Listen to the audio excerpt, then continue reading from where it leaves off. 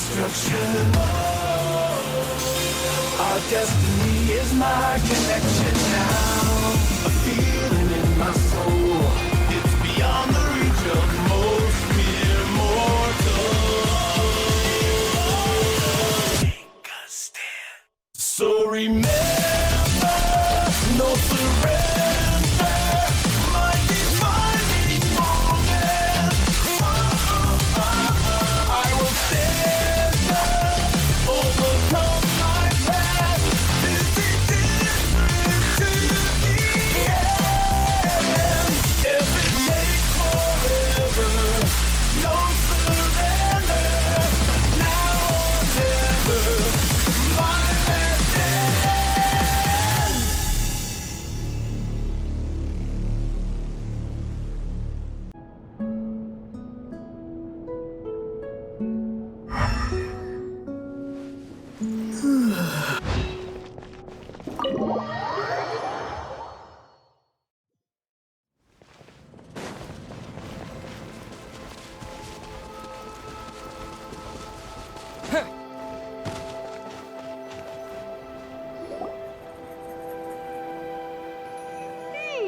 No one's come to deliver the ingredients yet. Paimon thought we'd see someone come flying down on a Yunkasaur as soon as we came out. A messenger from the Scions of the Canopy wouldn't be flying here. They usually come climbing down the cliffs nearby. No need to look. There isn't anyone on the cliffs.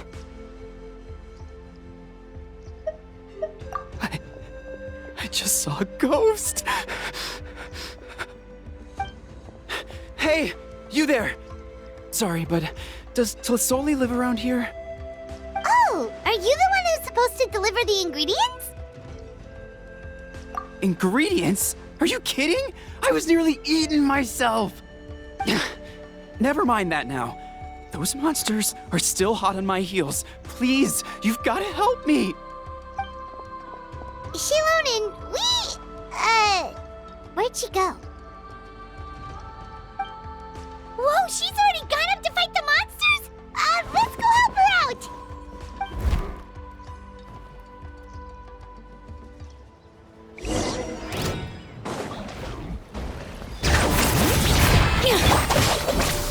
Buckle up! Speed of light with swords from shadow.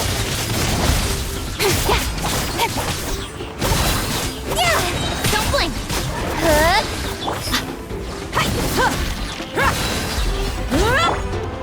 Bring it!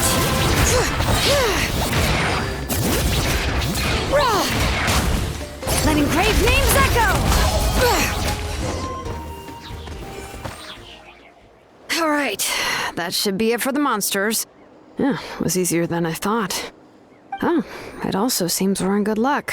The goods weren't damaged either. Strange, we didn't see any monsters on the way here. Yeah, right. I use this road to deliver goods all the time, and I've never been attacked like this before. It's the main road in and out of the tribe, so people often come here to clear out any monsters. This area is usually very safe. I don't know what happened, but it seems like all the monsters around here have gone berserk. Even the docile Tepetlosaurs are in a frenzy. Tlisoli doesn't even forge ancient names anymore, so why can't she just move back to the tribe? If she comes back, Nachko will even be able to find some playmates. She's so young and hasn't even...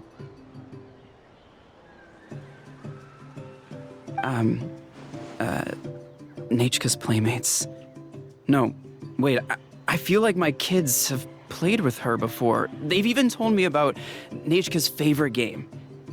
If I remember right, it was... strange. I always remembered it before. How could I forget all of a sudden? Look at that! He has a Blaze Gem inscription too!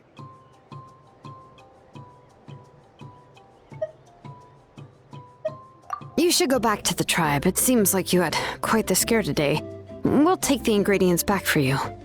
I'll carry these bags, and you two can carry the rest. Huh? Oh, sure. Paimon can take care of these grain fruit that fell out of the bag. If you say so. Thank you so much. I guess today's just a really bad day for me to go outside. That's so weird. Why is everyone we run into today having trouble remembering stuff? Paimon's not sure how to say it, but she's got a strange feeling about this. Like it's all somehow related. Once you live long enough, you'll eventually start experiencing strange days like this. Let's bring the ingredients back. Otherwise, we won't have anything to eat tonight.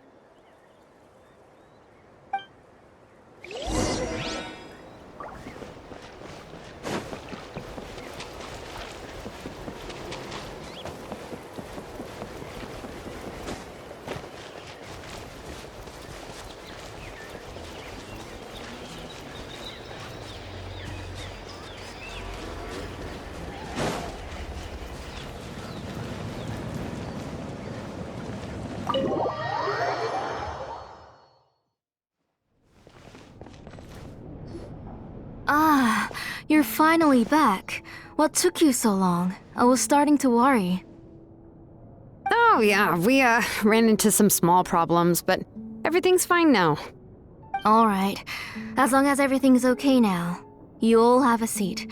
I'll get the food ready. It won't take long.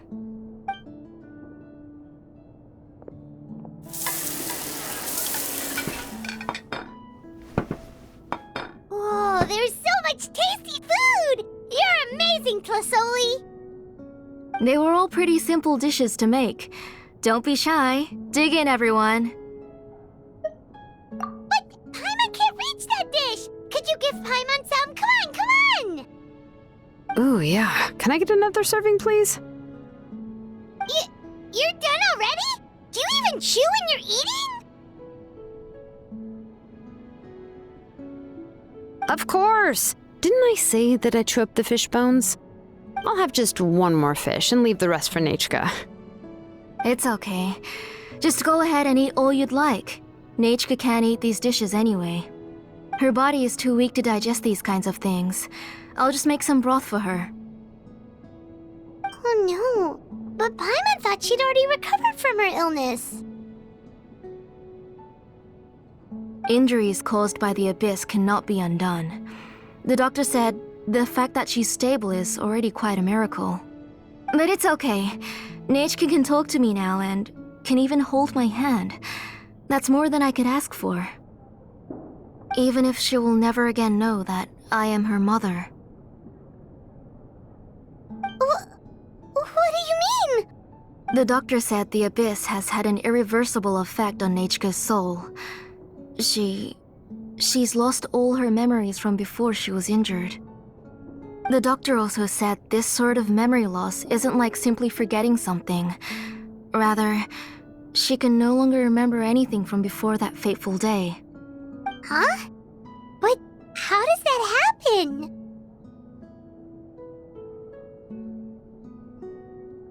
You know about the woven scrolls that the Masters of the Night Wind use to record things, right? Well, generally speaking, forgetting things is like when the woven scrolls would gradually start to fade. As long as you repaint and weave the threads again, the faded memories will come back to life. But the case of Nechka's memory loss is as if her woven scroll had been cut in two, and the portion of the past was burnt to ashes. The books she loved to read, the flowers she took joy to grow, and the time she spent in this house were all cut off by the abyss, and can never be retrieved again. As one example of that, Nechka now only sees me as a strange, unfamiliar auntie who claims to be her mother. She's a good kid, and doesn't want to upset this lady who's been taking care of her so much, so she still calls me Mom. But I've always had a feeling that she's constantly wondering about things like, where is her real mother? Why is she stuck here in this house? Was she abandoned? Nechka really has no idea that her real mother is right in front of her, and has never left. So you plan on recreating Nechka's woven scroll all by yourself? What do you mean? Or should I say, you've already started reweaving that scroll long ago? The delivery guys. I saw it hanging from his waist, so I asked to borrow it from him. Don't worry, I'll return the inscription to him once we've figured everything out. These things aren't cheap, after all. When did you know? Yeah, I noticed it back when Blaze Gem inscriptions suddenly became popular among the tribe. It was then that I also noticed that everyone wearing Blaze Gem inscriptions had varying degrees of memory loss. Traveler, you've picked up on it too, haven't you? Accessories made using ancient names forging techniques. For what's only supposed to be a pretty souvenir, this inscription contains a phlogiston engraving with a truly overkill level of complexity. The shapes and patterns of these engravings are also identical to that of an ancient name. By making just a few slight adjustments to the layout and connections of the main pattern, you can pretty much qualify this Blaze Gem inscription as a bona fide ancient name. And yet, you've never told anyone about these engravings in the Blaze Gem inscriptions that can be activated at any time. Am I right, Auntie? I knew you were a sharp one, Shilonin. That's right. I have a way to cure Nechka and restore all her memories. It's actually quite simple. I want to forge an ancient name for Nechka that contains all of her past memories. And the reason they must be approved by the Wyab is because the memories they bear are all stored within the ley lines. Extracting those memories from the ley lines requires the Wyab's assistance.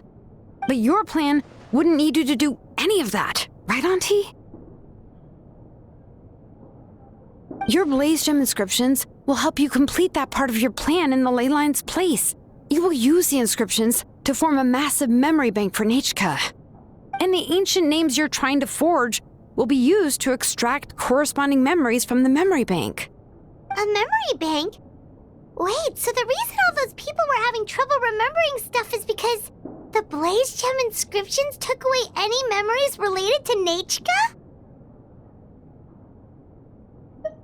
Using other people's memories of Nechka to reconstruct her past? This is the first time I've heard of such an idea. You've seen through my plans, Shilonin. You're as outstanding as ever. Far more brilliant than me. I intend to use this method to collate all the memories related to Nechka and allow her to regain her past again. But wouldn't extracting memories like that hurt the person carrying the Blaze Gem inscription? Not at all. Every time a Blaze Gem inscription extracts memories, the process is under my precise control. That way, there's no chance of anyone in the tribe getting hurt. This is the central inscription that controls all the other Blaze Gem inscriptions, which will also soon serve as Nechka's ancient name. You made all of this yourself, Tlasoli?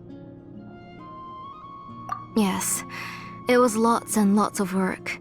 It was truly exhausting. Or perhaps I've just grown old. You saw it yourself. I nearly fainted just from being in the sun. I could collapse tomorrow, or even in the next few moments. But Nechka's ancient name is still far from completion. I've solved the issue of storing memories, but I still don't know how to connect Nechka up to this central inscription. I've thought you just modify your own ancient name. I considered it, but this matter doesn't have anything to do with my ancient name. It's of no help to me, and I don't need its help now. You know the price to pay for making something like this. Yes, I do. But as long as I can get my Nechka back, I'm willing to do whatever it takes. Otherwise, Nechka won't have any chance of reclaiming her past once I'm dead and gone. She won't remember me, and she won't even remember why her name is Nechka. When that time comes, she'll be left to drift around the world all alone, unknowing of where she came from or where she should go. She is my daughter, the one to whom I gave the Nechka name. Whether it be as her mother or as a name engraver, I can't simply stand by and let her name disappear. Shilonin!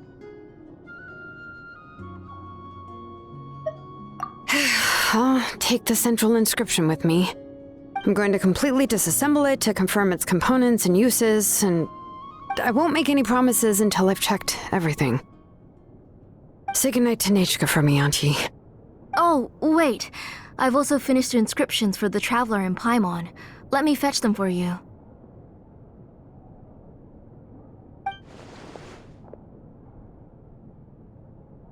I'm sorry it took me so long to finish them. Hold on, Auntie.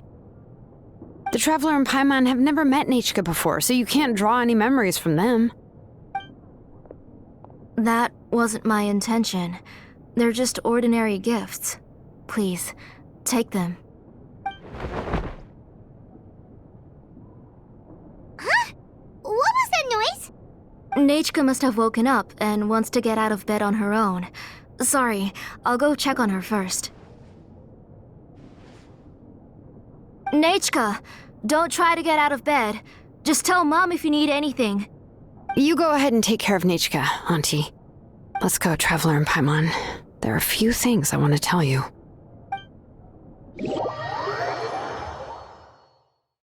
Let's head back to the tribe first. There are some things I need to get from my workshop. Disassembling the central inscription? It's not going to be easy.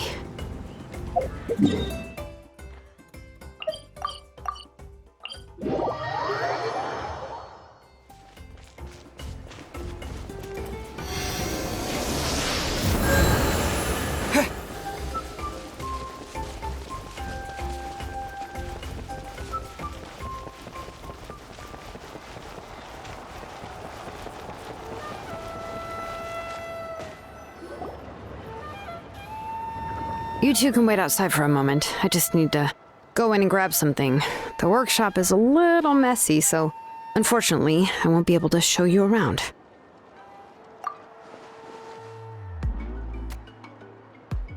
Oh, yeah, that's not really what I mean. It's not the mess that's really the problem. It's just that the workshop is cluttered with way too much stuff. Books, files, and even ancient texts I got from the Masters of the Nightwind. Everything's piled up to the ceiling. You probably won't know where to step once you're inside. Kachina suffered quite an unfortunate series of events the last time she went inside. Well, I suppose it was my fault for being so focused on searching for information at the time that I forgot to lock the door. After entering the workshop, she was shocked to find herself face to face with a massive woven scroll from the Masters of the Nightwind, and then she turned around and knocked over a huge stack of forging blueprints. She tried to step out of the way, but tripped on a poster tube that was behind her, and then boom! The forging blueprints came crashing down right onto her head. Oh no! She's lucky I noticed in time. I found Kachina in a daze and managed to save her before an entire set of the history of the Children of Echoes was about to bury her. I then dragged her up to the second floor. Ever since then, Kachina always waits outside the door and doesn't dare take a step in whenever she comes to see me. Yeah, you're an artisan and craftswoman after all. We thought there would be weapons and armor hanging all over the place. But it seems more like a library than a workshop. Well, my primary work is forging ancient names, which is much trickier than making swords and tools. Aside from the necessary craftsmanship, I also need to consult many ancient texts. You probably already know that each ancient name represents a certain spirit, behind which are countless related stories to support it. In other words, the essence of an ancient name is the physical manifestation of a certain spiritual will.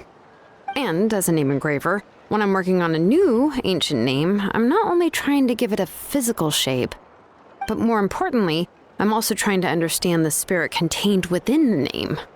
And to do that, I have to collect as many related stories as possible and read through them all. But, as you might know, people tend to add a lot of extraneous details when it comes to stories about themselves. For stories that have been clearly exaggerated or altered, I must gather other related stories and information as cross-references.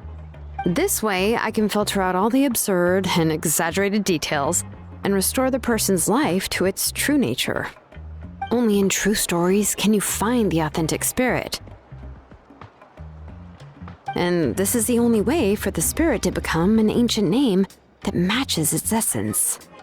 We've heard about the concept behind ancient names before, but after hearing you explain the details, Paimon can't help but think that ancient names are really powerful. Well, no matter how powerful ancient names could be, they would never be able to suddenly turn into a blade or allow you to smash through an entire cliff in one punch. It's just a form of spiritual power that's passed down from generation to generation. It doesn't have those kinds of physically tangible effects. Well, take your own names, for example. From the moment you appeared in this world, some person had already prepared a blessing for you. And that person then condensed this blessing into your name and gave it to you as a gift. It may feel like the moment you received your name is already in the past, but it will always stay with you and move with you in the future. Names are blessings for the future from people standing in the past. Well, that's what Auntie once told me. With this blessing, people will become more confident as they walk into their future.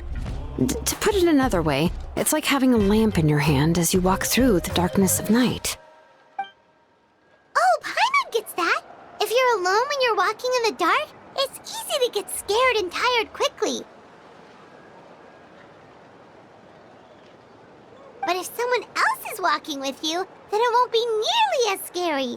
And, well, you might still get tired, but it'll still be a whole lot better than walking alone.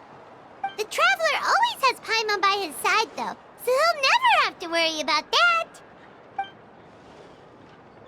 Oh, Paimon sure many wish they could be in your shoes, Traveler. Paimon's always flying. Of course it gets tiring. But we're getting off topic. We can talk about that later. Anyway, this is what Clisoli told me when I was training as a name engraver.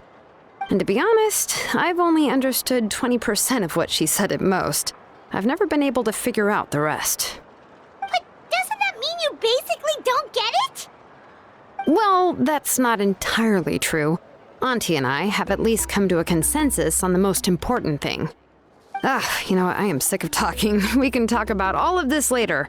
Please, wait a moment while I grab my things.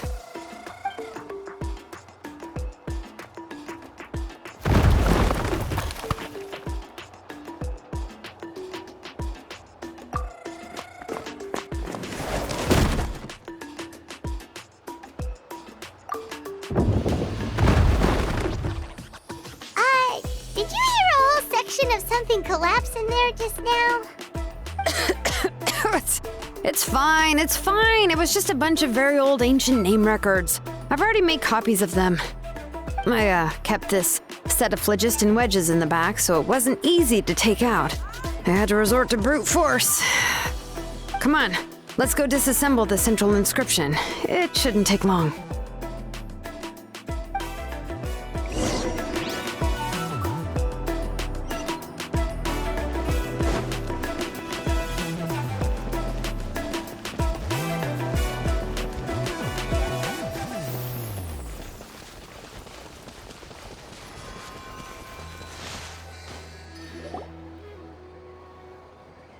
Here we are. This is the place. This cliff is pretty high. What are we going to do here? Are we going to climb to the very top and then throw this inscription down the cliff?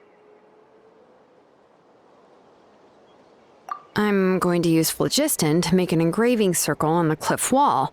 That will allow me to investigate the internals of the central inscription. Now let me see if this thing can even turn on. I was still an apprentice last time I used it. Before we attempt to engrave the inside pattern of an ancient name with phlogiston, we always use this to draw out the engraving diagram on a cliff or open ground. Only after we've confirmed that phlogiston can flow properly through the internal engravings can we start formally working on the small internal engravings of the ancient name. If we want to dismantle the central inscription in a non-destructive manner, we'll have to use this thing. I really don't want to engrave such a large diagram with my bare hands. Oh, so you'll be able to see what it looks like on the inside without ruining Tlasoli's inscription? For the most part.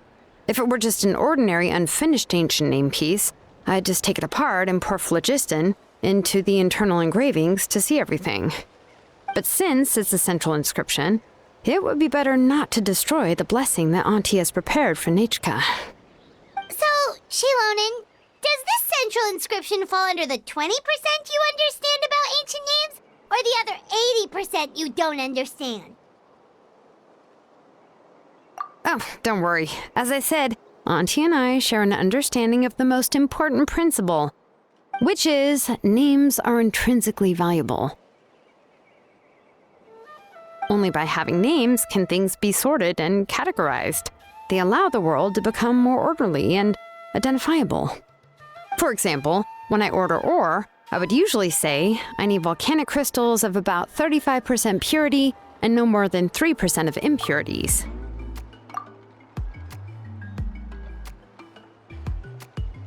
Without specific names, I would only be able to go to the ore merchant and say, I want this and this. No, this isn't it. That one. No, not that one either. Yeah, you see what I mean?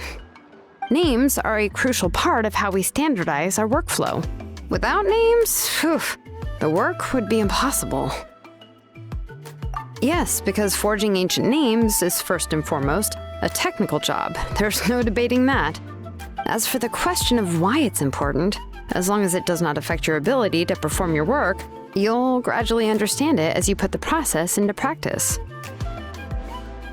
After all, creating an ancient name is quite the complicated process. Well, let me break it down even further. We're not in the tribe right now anyway. Essentially, by forging ancient names, I'm assigning nicknames to the heroes in Outland's history. Giving someone a name is a subjective expression. You just need to express your hopes and wishes for them. But giving someone a nickname is a much more objective expression. To come up with a fitting and accurate nickname requires much thought and observation. If ancient names or nicknames aren't descriptive enough, no one will remember them anyway. So the best I can do is gather all the information I could and try to come up with the most fitting nicknames possible. Even a minor mistake in the process could cause people to misunderstand the nickname. For a name engraver such as myself, such mistakes would be considered a major blunder.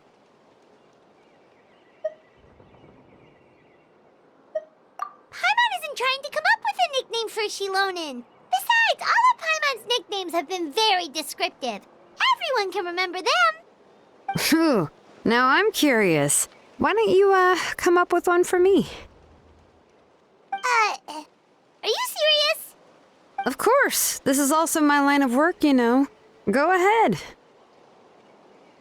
A nickname? Shilonen. Well, she uses phlogiston to forge weapons and make names for others.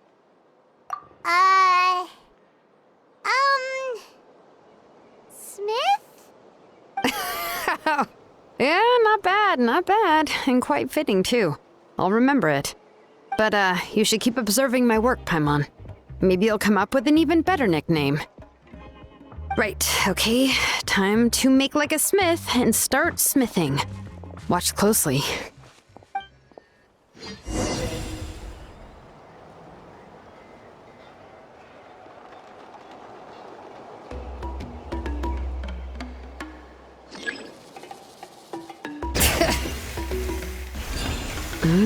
Adjust the inclination by 2 degrees. Stop. The error margin is within an acceptable amount, but I'll extend the inscription link a I'll leave some space here. When the linked engravings are activated, the inscriptions here will overlap with each other. There. That should complete the flow.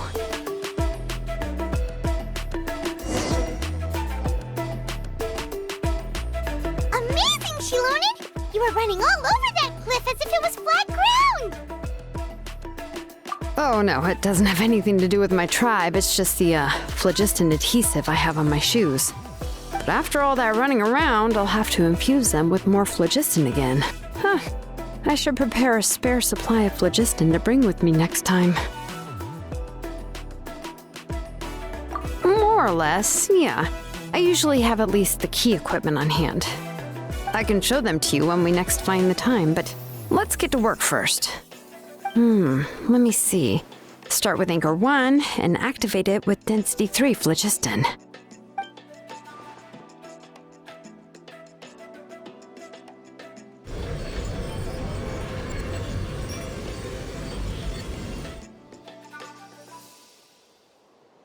Whoa!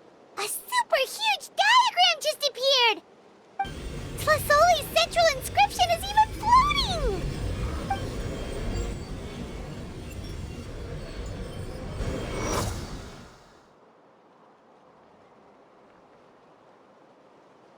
So are you done checking the inscription she loaned? How does it look? I didn't find any anomalies in the phlogiston engraving. All the adjustments are indeed based on ancient name engraving techniques. That means we can help Tlasoli and Nechka now, right? Well, probably, but I have good news and bad news. Oh, but I'm also just going to go ahead and share both, so it's not like you'll have a choice in the matter. Paimon will cover her ears after the good news. Well, even if you cover your ears, the issue will still continue to exist. But, before we get to that, I want to ask the Traveler a question. What are your thoughts on absorbing memories?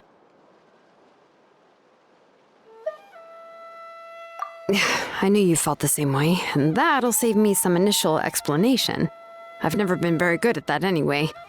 It's hard to control the absorption of memories.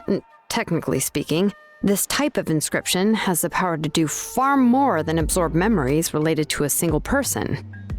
By herself, Auntie can't handle that level and scope of work, but if she has accomplices, it is completely possible for her to use this inscription to accomplish far bigger things. Accomplices? You make it sound like she's committing a crime! Well, here's the good news. Yes, this Blaze Gem inscription would be the perfect tool to commit crimes, but we haven't found any accomplices or signs that she intends to put it to such uses. From a purely objective standpoint, we can consider that possibility as yet to be confirmed for now. The bad news is, there's still an underlying problem with this Blaze Gem inscription that cannot be ignored.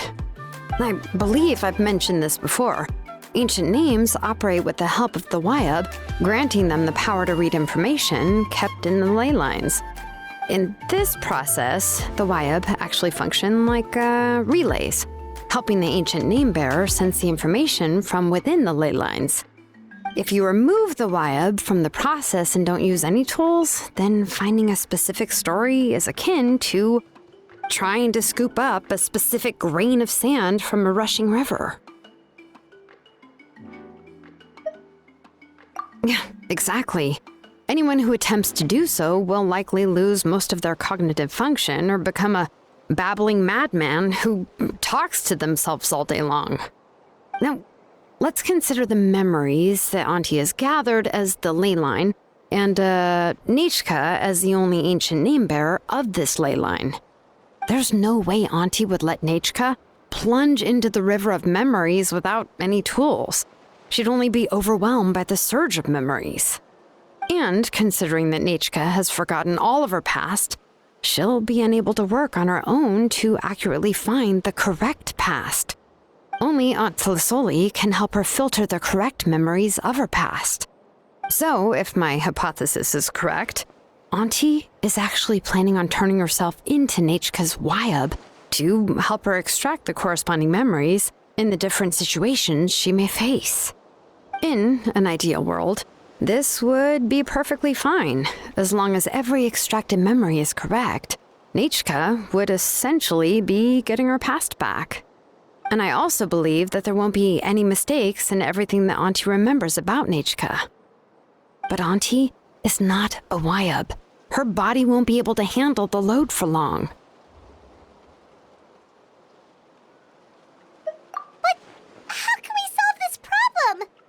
No matter how we try, Tlasoli names are blessings for the future from people standing in the past. I've also made up my mind. Come on, let's go see Auntie.